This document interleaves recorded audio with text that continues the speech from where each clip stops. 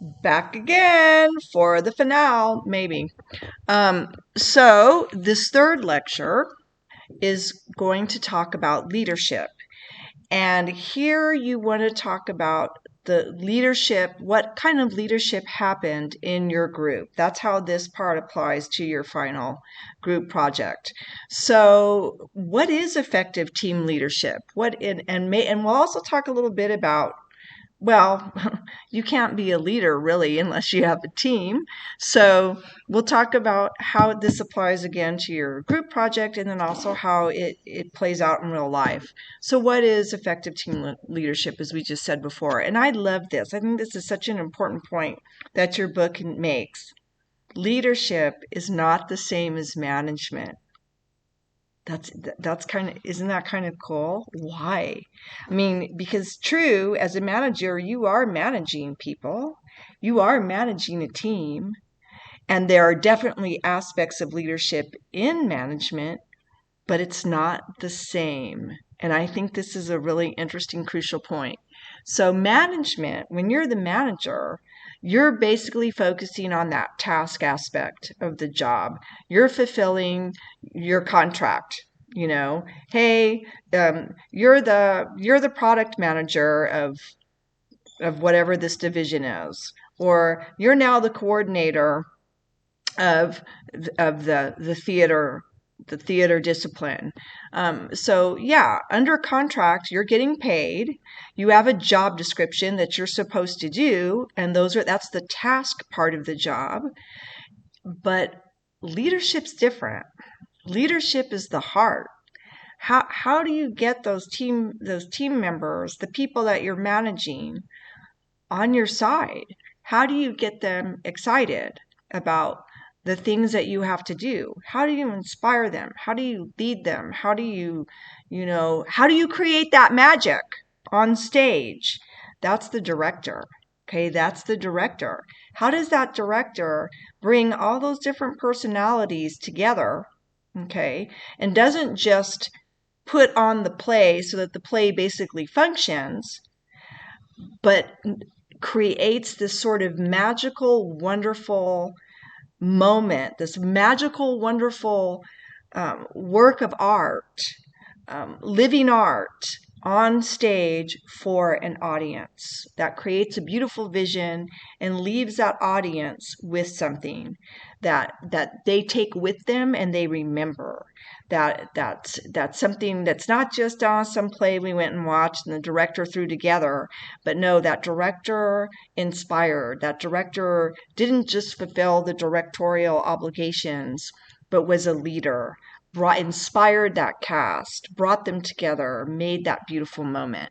So that's what we're talking here. So how do you do that as a leader? It involves the hearts of people that follow, not just the tasks in their minds. So what do leaders do? They don't hide things. They're transparent. Transparency is a big buzzword in organizations. You're transparent with your facts and figures. You're transparent with information. If you know it, even if it's bad news, you release it to the public. You release it to the organization. Because when things are kept secret and underground, that's when people lose trust in you. They lose trust in you as a leader. And as an aside, so my husband and I were watching this, well, he was watching, and then I got engrossed in it, this really interesting documentary on Chernobyl. And Chernobyl, as you may know, is in Ukraine. So timely. And Chernobyl, of course, was the site of was one of the worst nuclear disasters that happened. And one of the things the documentary talked about that people were up against is when that accident happened, the information was really restricted. The government did not act in a transparent way. In fact, the KGB was trying to keep everything under wraps. They even were trying to keep information away from Gorbachev, who was the leader of the country at the time. He was the Russian president. So the information, nobody was being transparent. And of course, they were trying to do that to avoid mass panic. But the documentary made the point that in a way, it actually caused more panic because people they relied on rumor and hearsay, and they couldn't get to the information they needed. Not even the doctors could get to information on radiation that they needed to treat the patients at first. So that's just an example of transparency. And then leaders are authentic. And vulnerability, not always valued in a manager. Vulnerability is not always valued. So be careful. And I would say this depends on the organization you're in. But transparency, authenticity. Okay. Then other leadership styles. Let's see. There's other leadership styles like being functional, situational, path goal, transformational. Like if you're a transformational leader, you're trying to transform everything. Then there's also leaders as facilitators, where you're not trying to control everything. You're just trying to facilitate and make things work and kind of coordinate and facilitate what's going on. And then there's this idea of leader as servant. I'm here to serve the people kind of thing. Research doesn't really completely validate any style. I think it's just it depends on the person. And the styles are not equally helpful in developing leadership qualities.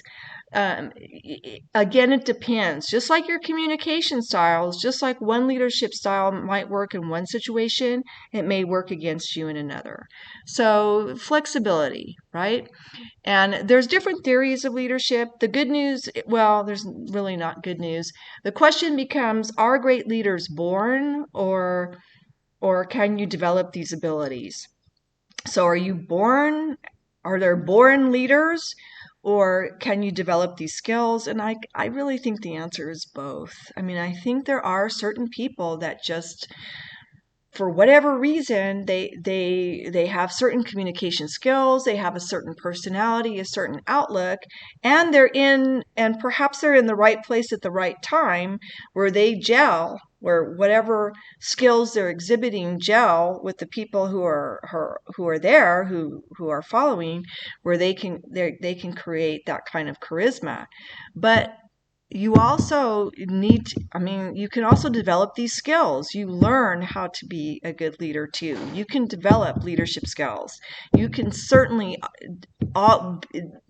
you don't have to be a born leader to be a great leader. You can learn these skills and develop and see what works. So there's different types of theories. I wouldn't get too bogged down. There's the trait theory, that there's certain traits that leaders exhibit, but once again, research does not support that any one of these creates a great leader in all situations. Successful leaders are more likely to have some traits, like they're ambitious, fair-minded, inspiring, empathetic, trustworthy, motivated, self-confident, data-friendly, etc., creative, adaptable. But again, it's not all about that. Most experts believe that good leaders are trained, not born. Okay. I still think you could argue that maybe some traits, but you can develop. I think it's a little bit of both. I always challenge the book, but research basically, most people agree that no, you can learn certain skills. Because even if you're born with certain leadership traits, that doesn't necessarily mean that those are going to work in all situations. So maybe you have to learn in different ones. So, and then of course you can train yourself. But training yourself to have certain traits that you don't really possess, I don't know, is not really productive. I think you have to find the style of leadership that fits you. I think it's very difficult to be a leader where it's more of a persona, where you're having to completely be a different person as a leader than who you really are. I don't think that, maybe some people can do that. I don't think that works particularly well. Anyway, a leader is the person who performs task and maintenance tasks. Sometimes leaders are appointed, but committed and involved members of democratic groups share this role. Okay, so don't get, the book goes into that in great detail. Let me cut to the chase for what you need, the final project. So it's asking you to look at your individual group questions again, are asking you to discuss leadership in your teams. Who became the leader of your group? And how did they become the leader of the group? Did someone simply take initiative? Did you vote? Is there one leader? Or do certain members of your group emerge as leaders depending upon what task you're trying to get done? So these are the things that you want to observe, and you want to talk about what style leadership, and here they are. There's three main leadership styles that are part of this theory of three-dimensional leadership. So there's authoritarian leaders, right? Top-down decisions. This type of leadership would work very well in what kind of an organization? Traditional, right? So it's very, very similar. They're the ones who make the decisions. They're usually I shouldn't bang because it makes it louder on your end. They make the decisions. They tell people what to do. It's a lot of top-down communication. The advantages, as we've said before, because this goes right along with dominant communicators, are you get quick solutions, few errors, more productivity. Large groups oftentimes need this type of leadership to maintain control. So people know what the expectations are. They come in, they know if I meet this leader's demands and their criteria, I'm going to get the promotion. If I don't, I'm going to get fired.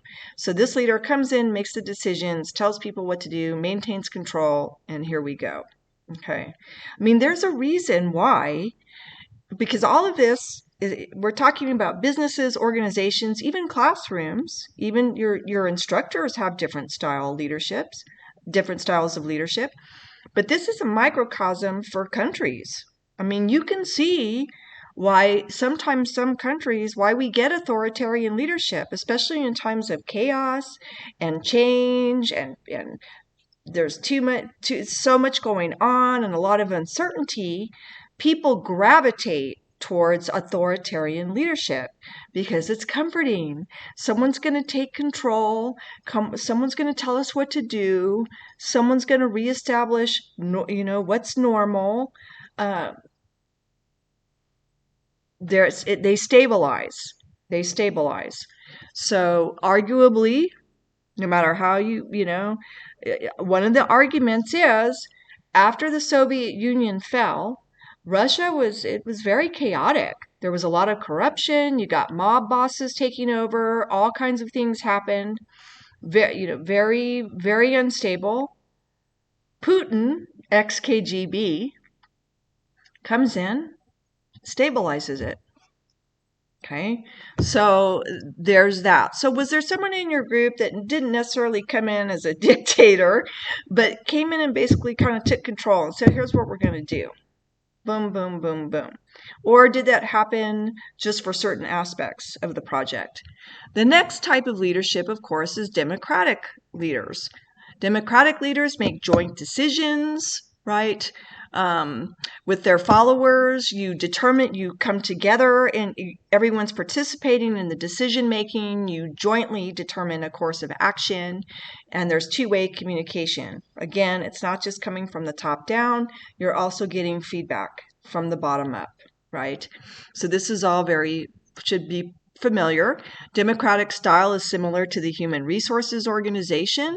The advantages include high levels of motivation, initiative, creativity, higher personal satisfaction, people have a stake, greater commitment to the team and decision, as we mentioned before.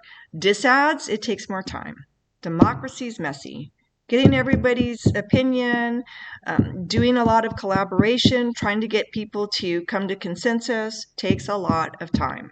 Okay, so it's time consuming. And you might have difficulty reaching a decision. You might have difficulty reaching consensus. That's where all those other conflict styles come in, compromising, right? Those different levels. You're going to have to go back and review that too and apply it to your group dynamic. But right now we're focusing on leadership. But the use of democratic leadership is increasing, at least in organizations. With increasing use of teams, leaders must build a sense of mutual respect in a safe environment. And super leadership is democratic leadership that involves and empowers team members. And this is becoming a trend. You inspire, you get people going, you get them to be their best selves, to have their best, to commit to their best productivity level, So then democratic leadership generally works best if employee satisfaction is needed, group commitment is needed to complete tasks and implementation, tasks are complicated, that kind of thing. So democratic, think of your human resources model. See how this is kind of coming back all the way back to chapter 2? Certain leadership styles are favored in those different organization models. And that's basically what this part of chapter 10 tells you. Then what else? Then the third type is laissez-faire leadership. And this is sort of hands off. The leader is not really involved. They're kind of letting the group do what they want. Team members make the work assignments and the team does the task completion. Most groups need more guidance than this, so this leadership really isn't popular. It intends to result in low productivity rather than higher productivity, but it can be good when you just need sort of basic things taken care of, okay? Only groups of highly motivated experts can really lead themselves. So this might work where you have a team of top scientists, right? And yeah, maybe you're a scientist too, but you're the leadership over this team, but they're all experts in, I don't know, viruses, right? And so maybe it's better that you don't over control that team. You let those experts exchange their research, talk about what other studies need to be done. That's where it might really work, rather than having a leader that comes in and is over controlling the experts. Maybe they would do better if you were a little more hands off. But usually laissez-faire doesn't work. It only works well under those conditions. And autocratic leaders make quick decisions, but they're slow at implementation. So you want to, just like your communication style, you may have to adjust your leadership style to the situation. So you want to kind of talk about that in your group, in your individual group questions. What sorts of leadership styles went on in your group? Maybe at times someone did have to say, look, guys, we don't have time. We've got to do it this way. Other times, maybe everyone kind of just organically emerged as the leadership of a particular task that they really liked. Maybe there were two leaders that shared power. So talk about this. Was it more democratic? Did you make sure that people had input or voted or were convinced that this was the way to go? Because again, the idea is you're trying to reach consensus. You want all the members of the team to feel pretty damn good about your final project. They're excited to do their part. They're excited to do the presentation.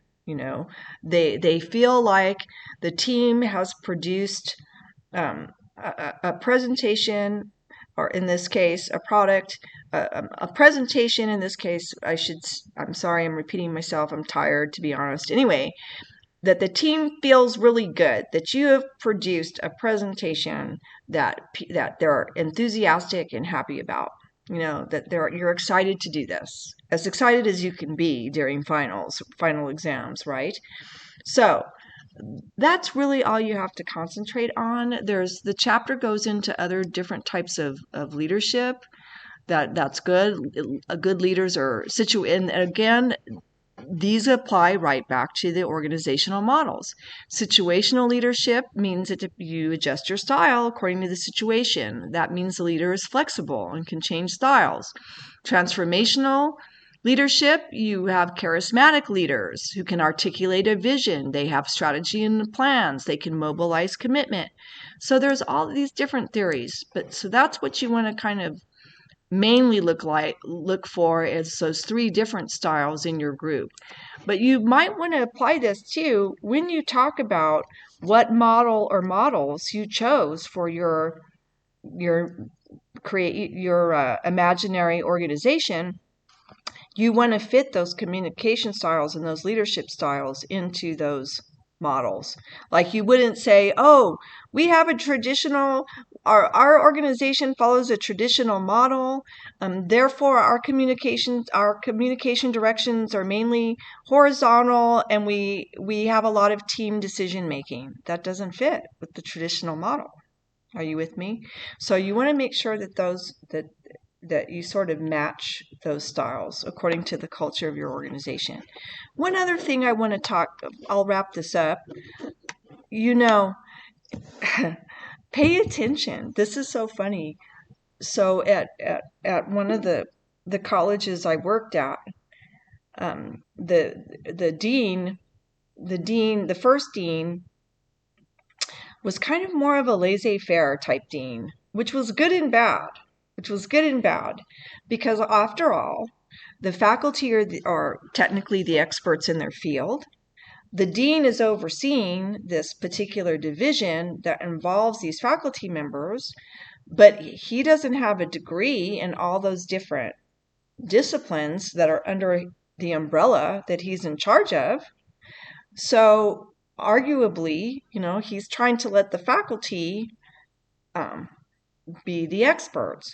But at the same time, there were times when that worked really great, and there were times when it was not so great, to be honest. But so he was more laissez-faire, really cared, was inspirational in his own way, but his executive assistants that kept everything running were used to that.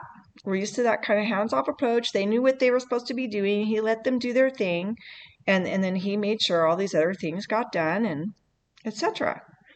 Well, this particular dean retired and at this other college. And so then we get in this new dean, and his leadership style and his idea of leadership is completely different. He wants to be more hands-on. He wants people to be more accountable. He wants things to go through him. So it was so funny because one of the executive assistants, one of the dean's assistants told me, oh my God, Lisa, we've gone from one extreme to another, because now they had to really adjust to, they were used to doing things on their own without having everything to go through the former dean, who was more laissez-faire. And it wasn't so much that this dean was authoritarian. That's not how I would classify him at all. He was just more hands-on. He wanted things to go through him to make sure everything was being done right.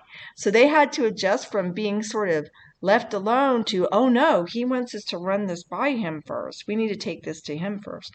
So you do want to be aware of the different leadership styles. And I don't think, like I said, I wouldn't describe him as authoritarian. He was very caring, he was good. He was fabulous too. Every style had the pros and cons, and I wouldn't apply the term authoritarian to him.